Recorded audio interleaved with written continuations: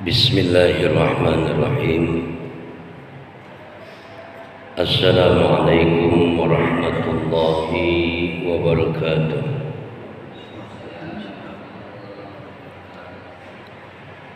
Alhamdulillah. Alhamdulillahi rabbil alamin. Wal 'aqibatu lil muttaqin. ولا عدوان إلا على الظالمين أشهد أن لا إله إلا الله وحده لا شريك له وأشهد أن محمدا عبده ورسوله لا نبي بعده اللهم صل وسلم وبارك على سيدنا ومولانا محمد وعلى آله وصحبه أجمعين أما بعد. قال الله تعالى في كتابه الكريم وهو أصدق القائلين أعوذ بالله من الشيطان الرجيم بسم الله الرحمن الرحيم وَكُلًّا نَقُصُّ عَلَيْكَ مِنْ أَنْبَاءِ الرُّسُلِ مَا نُثَبِّتُ بِهِ فُؤَادَكَ وَجَاءَكَ فِي هَذِهِ الْحَقُّ وَمَوْعِظَةٌ وَذِكْرَى لِلْمُؤْمِنِينَ صَدَقَ اللَّهُ الْعَظِيمُ. Yang sama-sama kita muliakan, kita hormati Ketua DKM Masjid Baitus Salam dan juga segenap pengurusnya. Mudah-mudahan kesemuanya senantiasa diberikan kesehatan oleh Allah Subhanahu wa taala. Allah panjangkan umurnya, Allah luaskan rezekinya, sukses selamat dunia dan akhiratnya. Amin ya rabbal alamin. Hadirin wal hadirat, ibu-ibu, bapak-bapak, jamaah Masjid Baitus Salam yang kesemuanya mudah-mudahan dirahmati dan dimuliakan oleh Allah Subhanahu wa taala. Amin ya rabbal alamin. Alhamdulillah, bersyukur kita kepada Allah Subhanahu wa taala untuk sebuah kesempatan yang Allah hadirkan untuk kita pada hari ini. Kita bisa salat subuh berjamaah di masjid, lantas kemudian duduk taqarrub ilallah dalam satu nuansa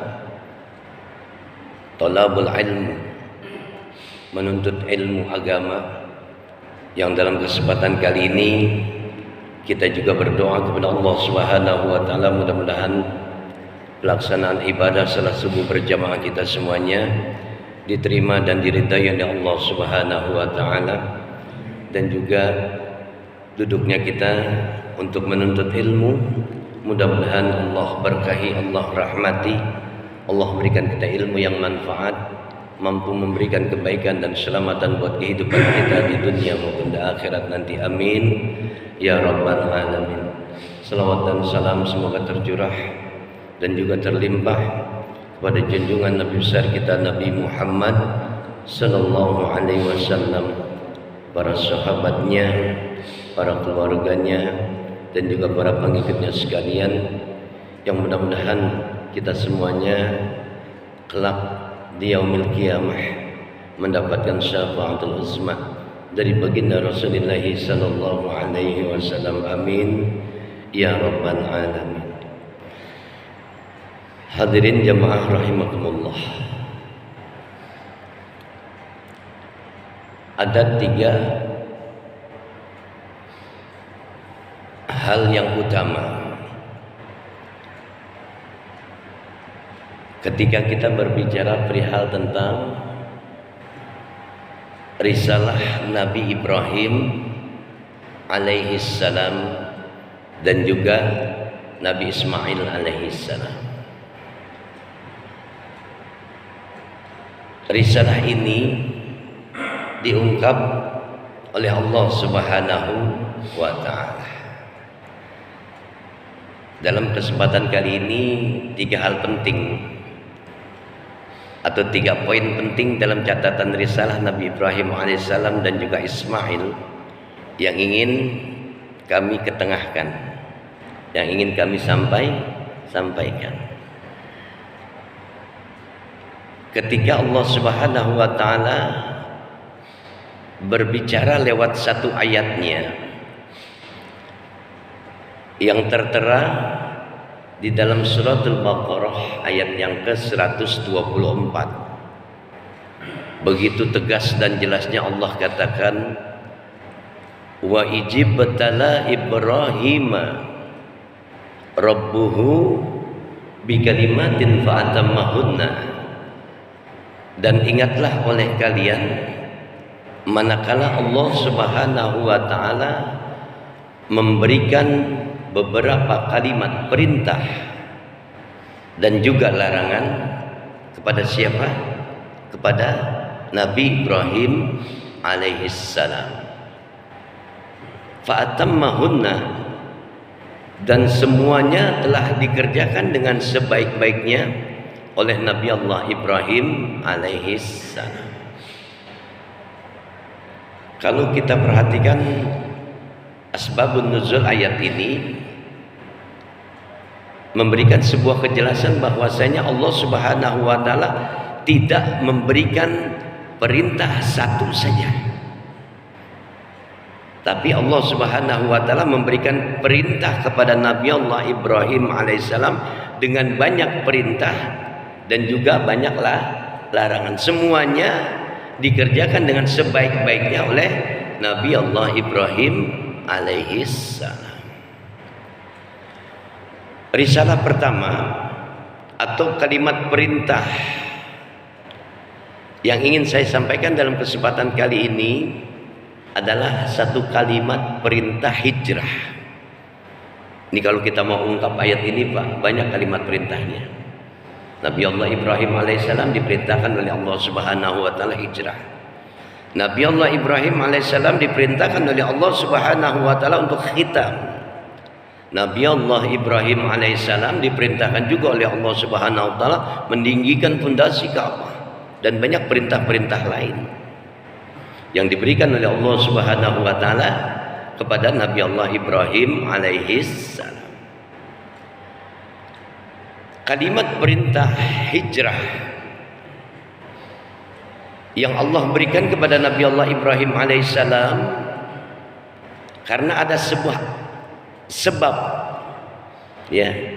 Jadi kalau sebuah rumah tangga, kalau istrinya udah 2, ribet nggak Pak kira-kira?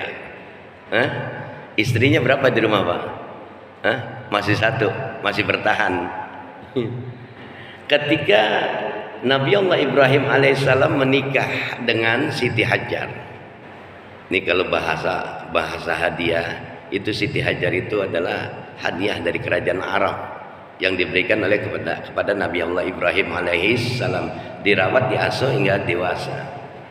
Pernikahan dengan Siti Sarah, istri yang pertamanya Pak, itu belum dikaruniai anak dan belum mendapatkan izin dari Allah Subhanahu wa taala, hingga pada akhirnya Allah memberikan kesempatan kepada Nabi Allah Ibrahim alaihissalam untuk menikah dengan Siti Hajar dan diberikan karunia seorang anak yang bernama Ismail. Naluri seorang wanita, ego seorang wanita udah pasti ada rasa cemburu. Maka di sini Allah Subhanahu wa taala memberikan satu solusi yang terbaik buat kehidupan Nabi Allah Ibrahim alaihissalam dalam hal rumah tangga. Maka diperintahkanlah, wahai Ibrahim, kamu hijrah. Maka karena Nabi Allah Ibrahim alaihissalam adalah seorang nabi yang memang tunduk patuh dan taat pada perintah Allah, kalimat perintah ini maka dijalankan oleh Nabi Allah Ibrahim alaihissalam. Berangkat pagi buta dari negeri Syam yang ada di Palestina menuju satu tempat yang namanya Al-Baqqah, yang pada saat itu Mekah dalam keadaan seperti apa yang dinampakkan oleh Allah Subhanahu wa taala, berupa gurun pasir yang begitu tandus, gersang, bahkan nyaris tidak ada kehidupan di dalamnya. Belum nampak pada saat itu Ka'bah Baitullah, tapi memang dekat dengan hal yang demikian. Hingga kalimat perintah ini dikerjakan oleh Nabi Allah Ibrahim alaihissalam. Dibawalah Siti Hajar dan juga Ismail kecil dari Syam, Palestina sampai ke Mekah Al-Mukarramah. Maka pada saat dimana Nabi Allah Ibrahim alaihissalam menitipkan istrinya, yaitu Siti Hajar dan juga Ismail kecil, ditinggalkan begitu saja, Pak. Hingga Siti Hajar berkata dalam sebuah kalimat pertanyaan, "Bang, kalau bahasa kita, engkau tega meninggalkan istri dan anakmu yang masih kecil ini di satu kota yang tandus lembah, satu lembah yang tandus gersang, nyaris nggak ada kehidupan di dalamnya." Apa kata Nabi Allah Ibrahim alaihissalam? Ini karena perintah Allah Subhanahu wa taala. Benar, Bang. Ini perintah dari Allah, benar. Sugesti pertama yang muncul dalam hati Siti Hajar, dikatakan kepada Nabi Allah Ibrahim alaihissalam, kalau ini benar adalah perintah dari Allah Subhanahu wa taala, aku yakin Allah Subhanahu wa taala tidak pernah menelantarkan hambanya. Lihat, Pak, ending awal dari sebuah kecenderungan, satu sikap dekat dengan Allah Subhanahu wa taala. Hingga pada saat dimana Siti Hajar dan Ismail kecil ditinggalkan, Nabi Allah Ibrahim alaihissalam itu berdoa kepada Allah Subhanahu wa taala. Bapak nanti bisa lihat rekomendasinya lewat satu ayat Allah yang tertera di dalam surat Ibrahim ayat yang ke-37, ya. Kalimat doa yang diutarakan oleh Nabi Allah Ibrahim alaihissalam kepada Allah Subhanahu wa taala luar biasa, Pak. Begitu tegas dan jelasnya dikatakan Nabi Allah Ibrahim alaihissalam kepada Allah Subhanahu wa taala, "Rabbana inni askantu min dzurriyyati biwadin ghairi dzi zar'in inda baitikal muharram Rabbana liyuqimus shalah faj'al af'idatan minan nas tahwi ilaihim warzuqhum minas samarat la'allahum yashkurun." Dalam ayat ini Allah Subhanahu wa taala mengungkap satu kalimat doanya Nabi Allah Ibrahim alaihi salam. Coba perhatikan, Pak. Ini kalau kita berdoa, utarakan seperti yang demikian. Bahasanya ada wibawa kita di mata Allah Subhanahu wa taala. Ada satu adab yang mulia, ada satu akhlak yang mulia ketika kita berdoa di hadapan Allah Subhanahu wa taala, kalau kita mau doanya dikabul oleh Allah Subhanahu wa taala. Satu hal yang utama yang diutarakan oleh Nabi Allah Ibrahim alaihissalam dikatakan, "Rabbana inni askantu min dzurriyyati biwadin ghairi dzi zar'in inda baitikal muharram." Ya Allah, telah aku titipkan kepadamu istri dan juga sebahagian keturunanku. Lihat kalimat perintah, kalimat doa ini, sebahagian keturunanku. Artinya ada harapan akan ada keturunan yang lain. Ini askantu min dzurriyyati biwadin ghairi dzi zar'in inda baitikal muharram. Telah aku titipkan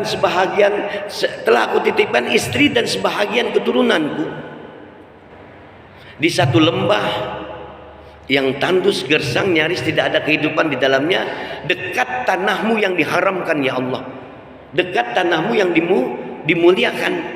Maknanya adalah Ka'bah Baitullah.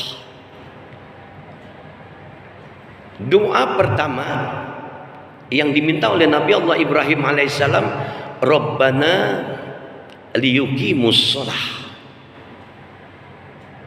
Ya Allah, jadikanlah istri dan anak keturunanku adalah mereka orang-orang yang tetap mendirikan sholat. Bapak bisa bayangin, Pak, kalimat doa ini mengajarkan kepada kita satu ilmu tauhid. sebuah kecenderungan seorang hamba kepada Tuhannya, berketergantungan seorang hamba kepada Tuhannya. Coba kalau umpamanya bapak ninggalin bini sama anak di lembah yang tandus, kira-kira doanya apa pak? Nggak punya doa saya pak. Punya bini kedua, orang punya duit, taruh aja di Medland, betul nggak? Di rumah-rumah mewah, ya Allah. Nabi Allah Ibrahim alaihissalam menempatkan istri dan anak keturunannya di satu lembah yang tandus. Kalimat doanya yang pertama yang diminta oleh Nabi Allah Ibrahim alaihissalam, Rabbana liyuqimus shalah. Jadikanlah istri dan anak keturunanku adalah mereka orang-orang yang tetap mendirikan sholat. Sholat yang diminta pak. Yang kedua kalimat doanya, Rabbana faj'al afidatan minan nas tahwi ilaihim. Ya Allah, jadikanlah seluruh manusia yang tinggal di atas muka bumimu ya Allah cenderung kepada keduanya. Lihat, doa jangka pendek, doa jangka panjang yang dia minta. Faj'alna, jadikan semuanya ya Allah. Hati manusia itu condong kepada keduanya, kepada siapa? Kepada Siti Hajar dan juga Ismail kecil pada saat itu. Faj'al afidatan minan nas tahwi ilaihim. Doa yang ketiga, warzuqhum minas samarat. Dan buat tanah harammu ini ya Allah, kota Bakah, lembah gurun pasir yang tandus ini, nanti ada rezeki yang kau berikan ya Allah. Buat subur nih negeri ini, tumbuh-tumbuhan engkau hadirkan ya Allah. Warzuqhum minas samarat la'allahum yashkurun. Dan kalimat doa yang keempat adalah satu bentuk sugesti, keyakinan bahwasanya kalau doanya sudah dikabul dan apa yang diminta, maka jadikan kami adalah orang-orang tetap bersyukur kepadamu ya Allah. Lihat pak, akal pikiran manusia, logika kita berbicara tentang fakta. Apakah mungkin seorang istri dengan modal perbekalan 2 hari bersama dengan anaknya yang masih kecil bisa dijamin hidup? Kalau bukan karena pertolongan dari Allah Subhanahu wa ta'ala, mustahil itu terjadi. Rabbana liyuqimus shalah, jadikan mereka adalah orang-orang yang tetap mendirikan sholat. Nabi Allah Ibrahim alaihissalam yakin kalau ini adalah perintah Allah, Allah Subhanahu wa ta'ala tidak akan pernah menelantarkan hambanya. Apapun bentuk ujian dari sebuah cerita kehidupan, Allah yang punya cerita pak. Bapak punya pengalaman hidup, punya cerita tentang hidup, bahkan banyak cerita tentang ujian hidup. Wa nabluukum bisyarri wal khairi fitnah wa ilaina turja'un. Lihat, dan kalian akan kami uji dengan keburukan, kalian kami uji dengan kebaikan. Untuk apa? Wa ilaina turja'un. Nabi Allah Ibrahim alaihissalam mengajarkan satu kalimat doa, Rabbana liyuqimus shalah. Artinya apa? Supaya kita paham bahwasanya yang punya kehidupan ini adalah Allah Subhanahu wa ta'ala. Lahu ma fis samawati wa ma fil ard. Dialah Allah Subhanahu wa ta'ala yang mengatur kehidupan di langit dan di bumi. Artinya apa? Semua bentuk kehidupan makhluknya ada dalam genggaman Allah Subhanahu wa ta'ala. Ujiannya luar biasa pak. Coba bayangin, bekal 2 hari habis nggak kira-kira? Habis. Sementara Ismail kecil merengek-rengek minta air susu, sementara air teteknya Siti Hajar udah nggak ada lagi, nggak ada yang keluar susunya, yang keluar adalah darah. Pertama, ujian pertama, dia harus mampu menjadikan anak keturunannya dengan satu jaminan kehidupan.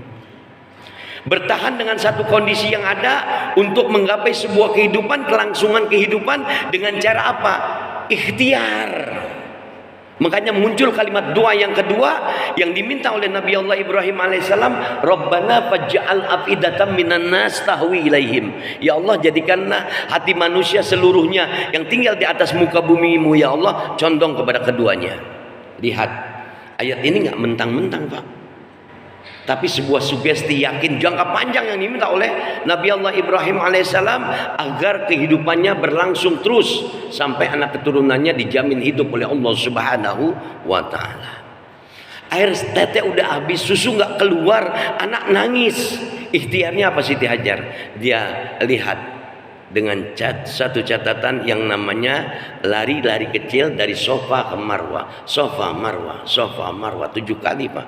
Ini juga karena perintah dari Allah Subhanahu wa Ta'ala. Bentuk dari sebuah ikhtiar usaha seorang wanita yang hanya bermodalkan sedikit perbekalan dengan satu tanggung jawab yang besar.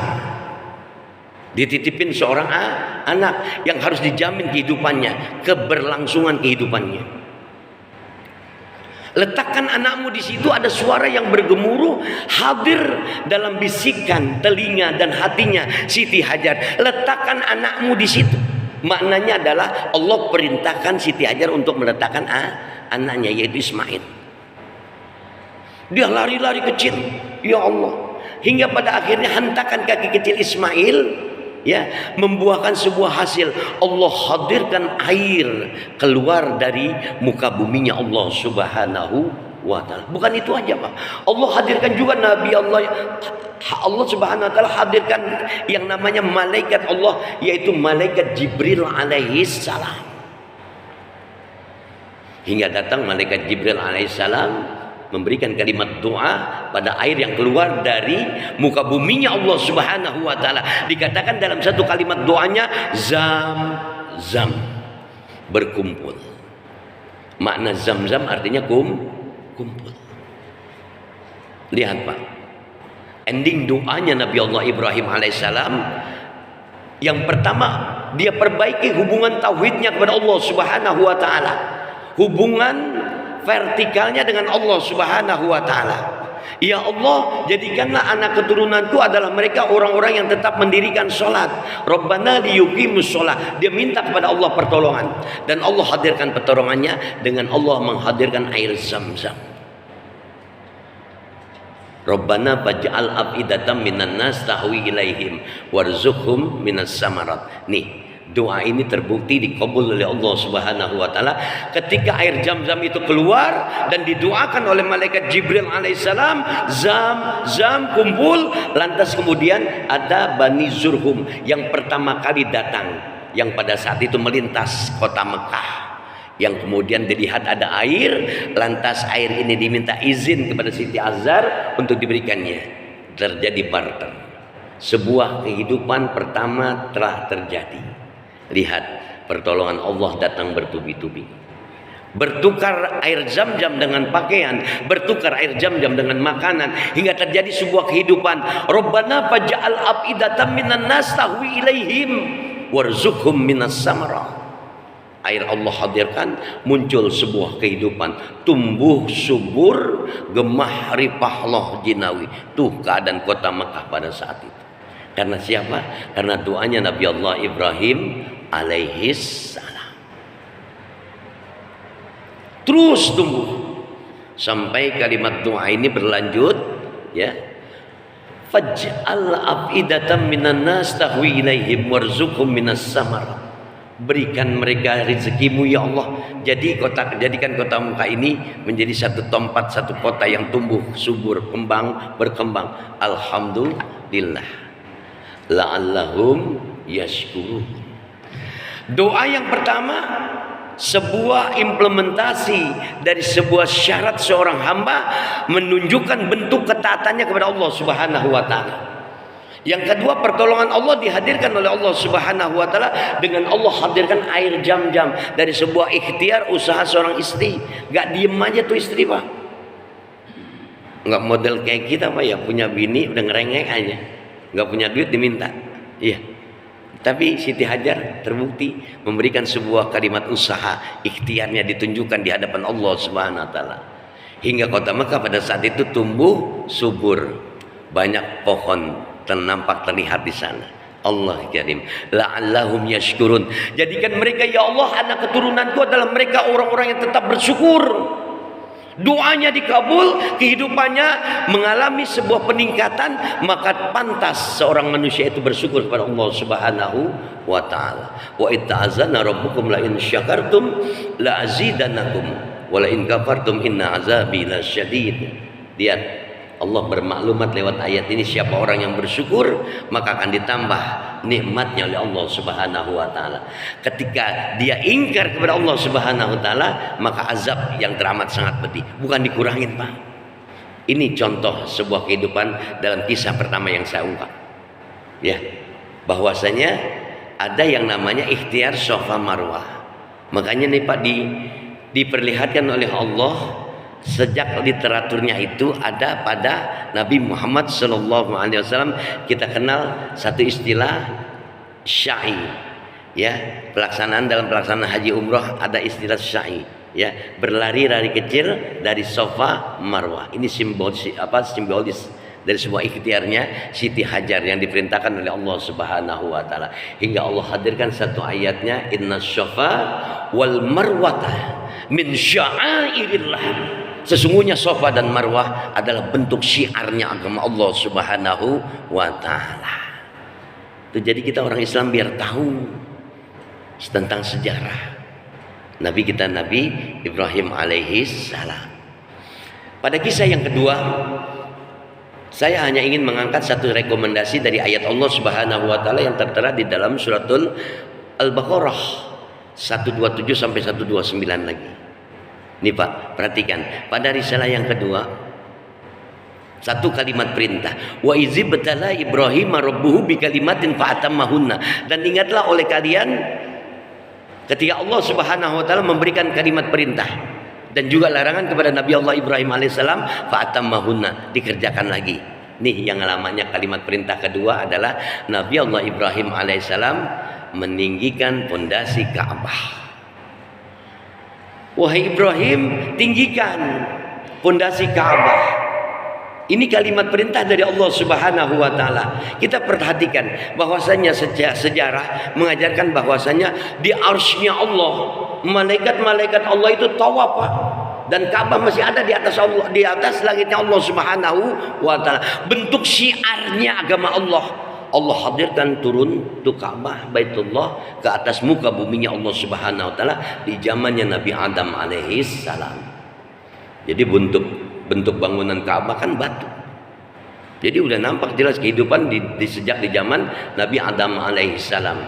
Nabi Adam sejak diusir dari surganya Allah, dihempaskan ke atas muka buminya Allah, nggak gampang lagi dihidup. Kalau di surga tinggal makan, tinggal lep, ya. Mau anggur tinggal makan, mau apel tinggal makan. Tapi hidup di atas muka buminya ya Allah, dia harus berusaha. Kalau dia kehujanan, dia harus berteduh, dia bikin tempat tinggal, ya. Dia harus bercocok tanam, dia harus bertani, dia harus menjadi nelayan. Bukti sejarah bahwasanya catatan Ka'bah Baitullah adalah bangunan yang dibuat pertama kali oleh Nabi Adam alaihissalam. Estafetnya berlanjut, Pak. Pada zamannya Nabi Nuh alaihissalam, hingga di zaman Nabi Nuh alaihissalam Ka'bah ini dihempas banjir bandangnya Nabi Nuh alaihissalam. Kenapa? Karena mereka umatnya Nabi Nuh alaihissalam adalah mereka orang-orang yang bangkang, nggak taat kepada Allah Subhanahu wa taala, hingga Allah hadirkan murkanya Allah, marah Allah,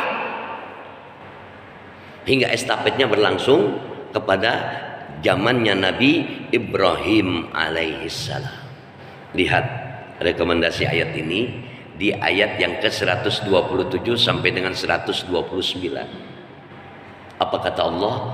Wa iz yarfa'u Ibrahimul qawaida minal baiti wa Ismail Rabbana taqabbal minna innaka antas sami'un alim. Allah kirim kalimat doa lagi yang diminta tuh Pak, berentet bertubi-tubi. Allah Subhanahu wa taala mengajarkan pada kalimat perintah ayat ini, ya, pada kalimat doa lewat ayat ini, subhanallah. Ya, luar biasa. Yang pertama, lihat penegasan dari Allah Subhanahu wa taala tentang ayatnya. Wa iz yarfa'u Ibrahimul qawaida minal baiti wa Ismail. Dan ingatlah oleh kalian bahwasanya Allah Subhanahu wa taala perintahkan kepada Nabi Allah Ibrahim alaihissalam untuk meninggikan pondasi Ka'bah. Jadi Ka'bah memang udah ada.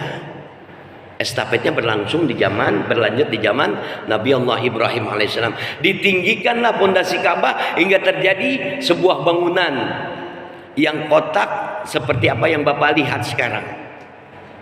Ya. Itu ditinggikan oleh Nabi Allah Ibrahim alaihissalam dan juga Ismail kecil pada saat itu. Allah Karim. Nabi Allah Ibrahim alaihissalam di sana setelah rampung Ka'bah dibuat, maka dia berdoa kepada Allah Subhanahu wa taala. Apa kalimat doanya? Rabbana innaka antas samiul alim. Rabbana taqabbal minna innaka antas samiul alim. Ya Allah, terima nih amal ibadah kami. Terima apa yang kami telah lakukan untukmu wahai Allah. Karena Engkau yang maha mengetahui, Engkau yang maha mendengar.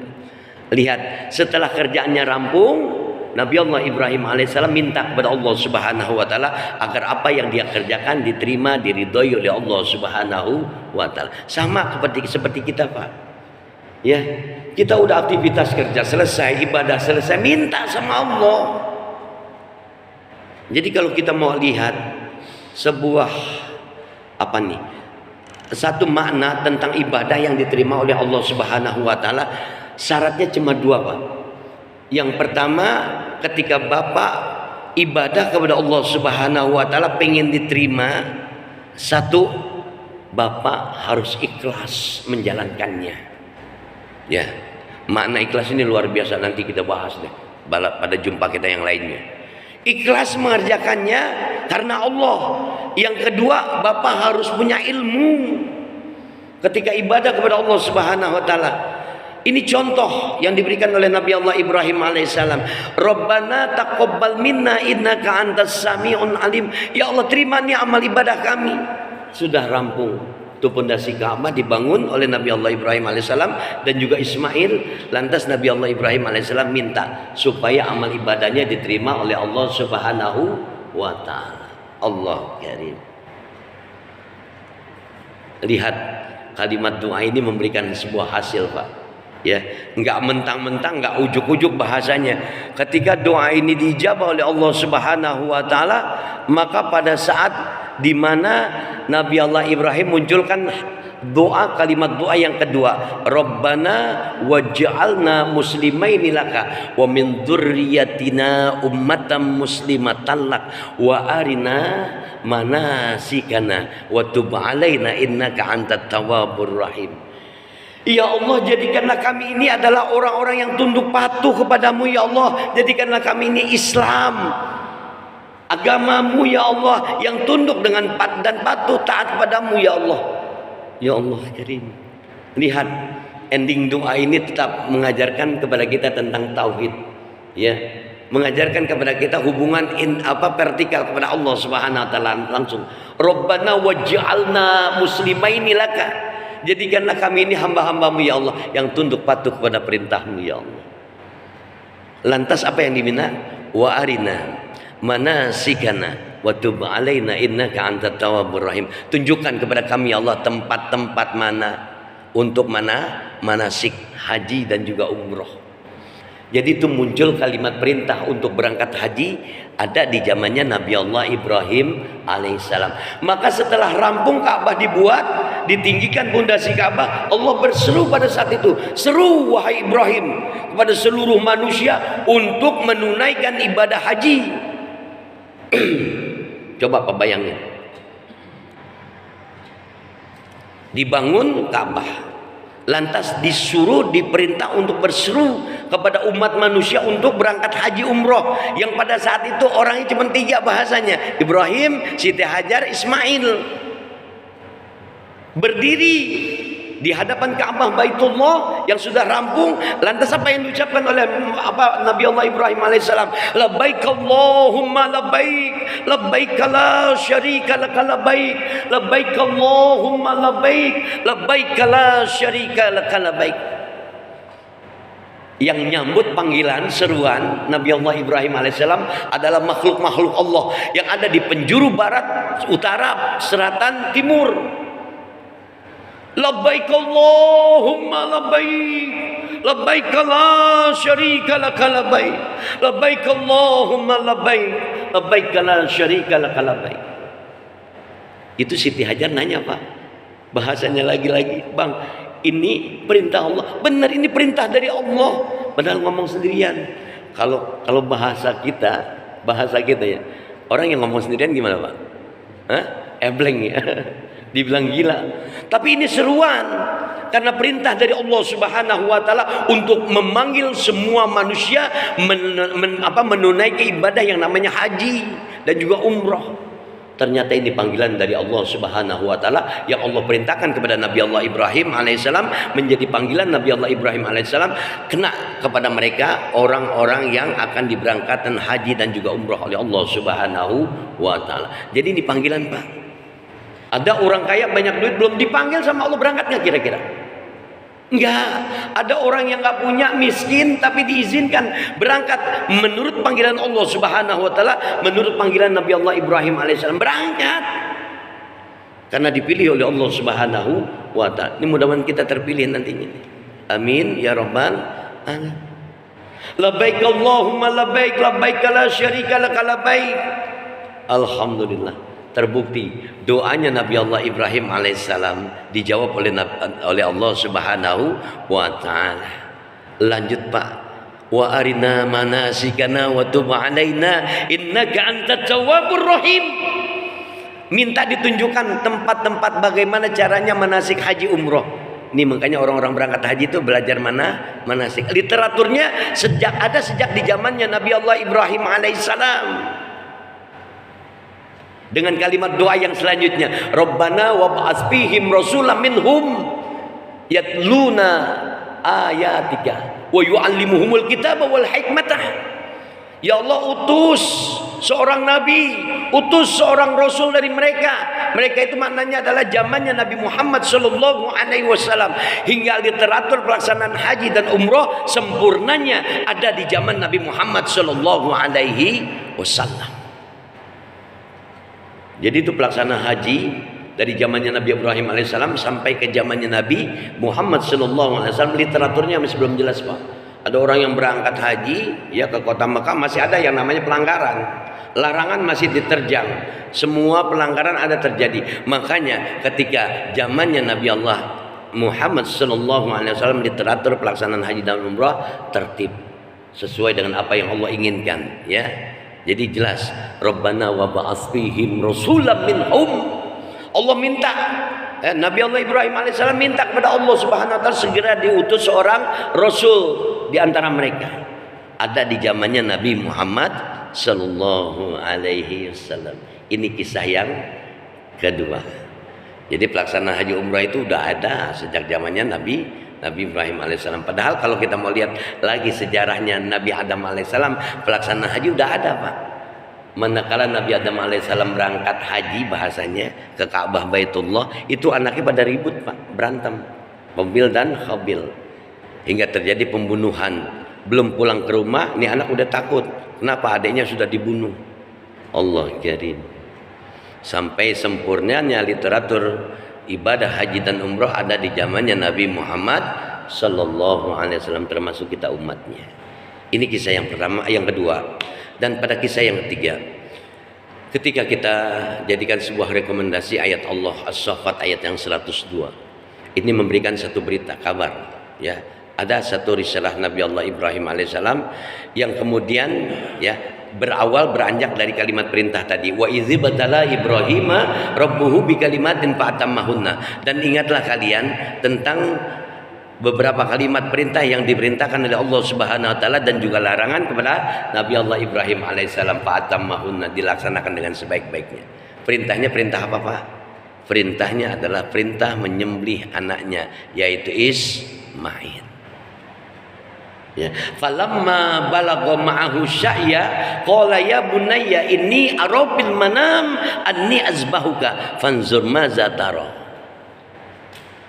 Ketika Nabi Allah Ibrahim alaihissalam beranjak dewasa.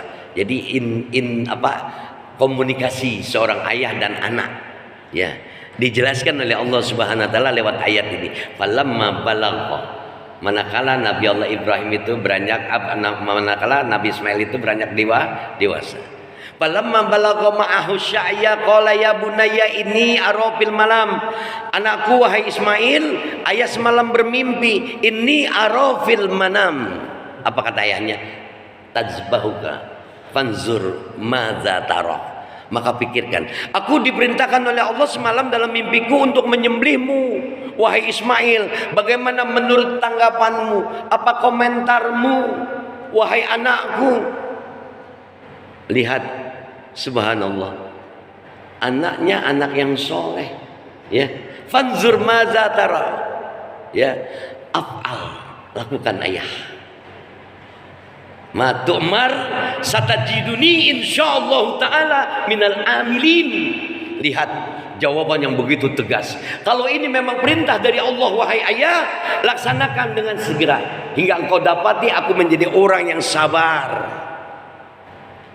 Hingga engkau dapati aku menjadi seorang manusia yang taat kepada perintah Allah Subhanahu wa taala.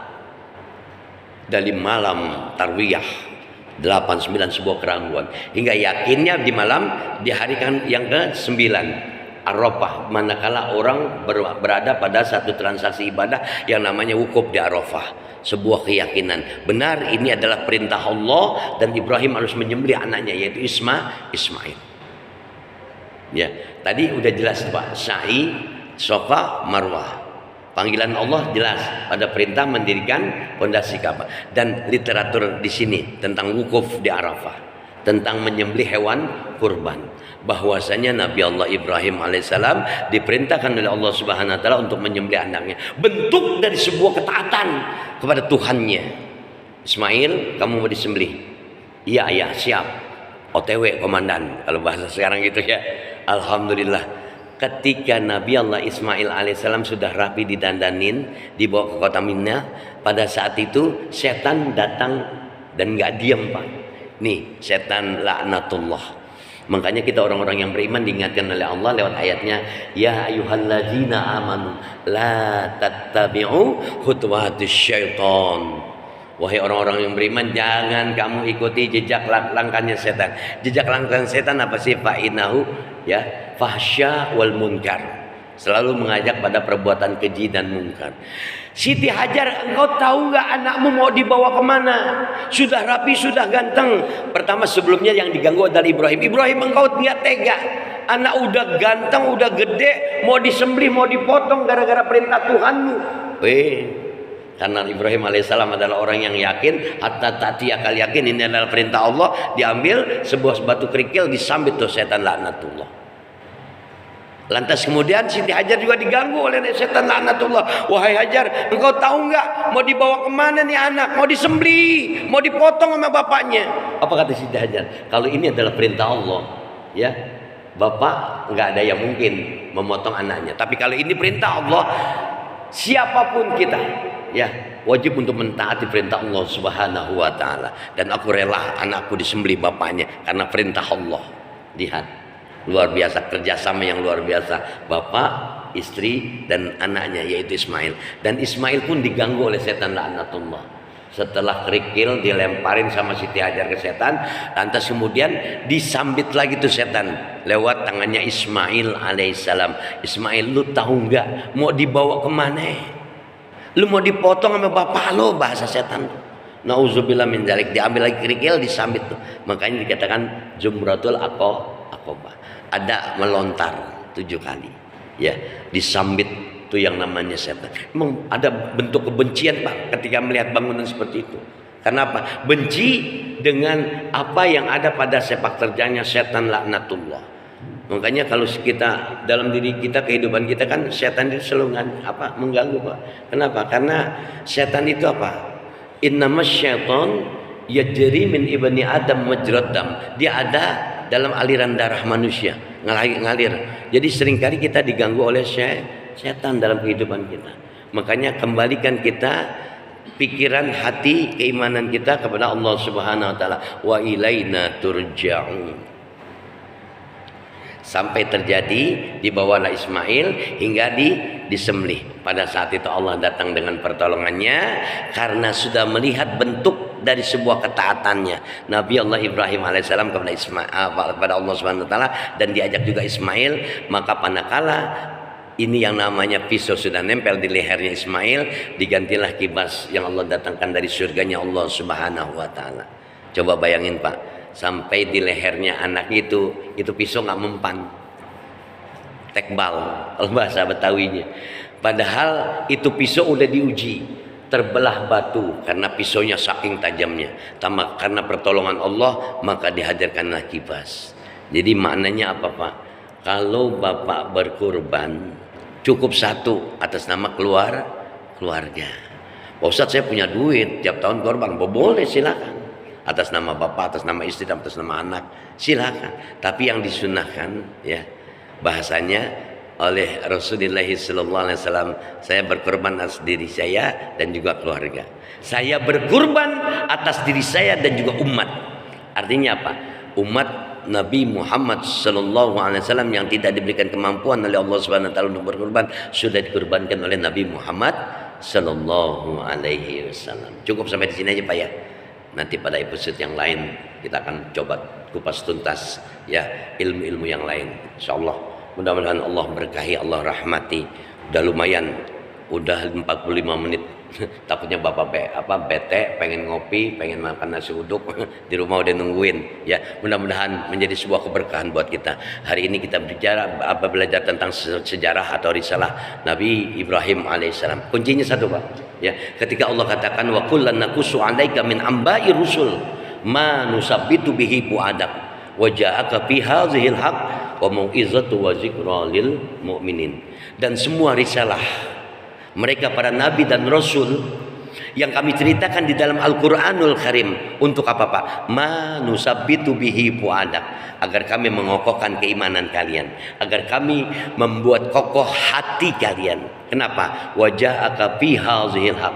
Semua risalah mereka para nabi adalah telah datang kebenaran. Jadi benar ceritanya. Kenapa? Karena Allah yang punya mau ya. Yang kalau cerita-cerita komik kan bohong Pak. Kalau ini ceritanya adalah cerita yang datangkan dan oleh Allah Subhanahu Wa Taala. Maja akabi hazihil haq. Wa mau'izuh, ada nasihat di dalamnya. Wa zikra lil mu'minin, ada sebuah perenungan bagi mereka orang-orang yang beriman. Jadi kalau kita orang-orang yang beriman, mengaku beriman, ketika mendengar risalah mereka para nabi yang Allah ceritakan di dalam Al-Quran, yang disampaikan oleh mereka para ustadz, para kiai, para habaib ya, ini hati kita biar mantap, biar yakin. Oh, Nabi Ayub begitu hebatnya, ujiannya luar biasa. Kenapa saya nggak sabar ketika dikasih penyakit? Tapi kira-kira Bapak dikasih sakit sabar nggak seperti Nabi Ayub yang bahasanya belatung sampai keluar, ditaruh di rantang ya, kemudian ditempelin lagi. Bapak mah dikasih sakit gigi aja udah kelojotan Pak ya. Ya Allah sakit banget ya, ujiannya luar biasa. Tapi ketika Nabi Ayub alaihissalam diuji oleh Allah, masan yadurru anta arhamur rahimin, dia kembalikan kepada Allah Subhanahu Wa Taala. Cukup Pak ya. Ada yang mau ditanyakan silakan. Kalau langsung kita ngeteh ya. Baik, cukup ya. Mudah-mudahan Allah Subhanahu Wa Taala berkahi dan Allah rahmati. Selamat dunia akhirat kita. Al-Fatihah. A'udzubillahi minasyaitonirrajim. Bismillahirrahmanirrahim. Alhamdulillahirabbil alamin arrahmanir rahim maliki yaumiddin iyyaka na'budu wa iyyaka nasta'in ihdinas siratal mustaqim siratal ladzina an'amta 'alaihim ghairil maghdubi 'alaihim waladdallin amin. Astaghfirullahaladzim, astaghfirullahaladzim, astaghfirullahaladzim. Bismillahirrahmanirrahim. Alhamdulillahirabbil alamin. Allahumma salli wa sallim wa barik ala sayyidina Muhammad wa ala ali sayyidina Muhammad. Allahumma inna nas'aluka ridhaka wal jannah wa na'udzubika min syakhatika wan nar. Allahumma inna nas'aluka ridhaka wal jannah wa na'udzubika min syakhatika wan nar. Allahumma inna nas'aluka ridhaka wal jannah wa na'udzubika min syakhatika wan nar. Allahumma aghnina bil ilmi wa zayyinna bil hilmi wa akrimna bit taqwa wa jamilna bil afiyah fid din wad dunya wal akhirah bi rahmatika ya arhamar rahimin. Allahumma ahsin aqibatana fil umuri kulliha wa ajirna min khizyid dunya wa azabil akhirah.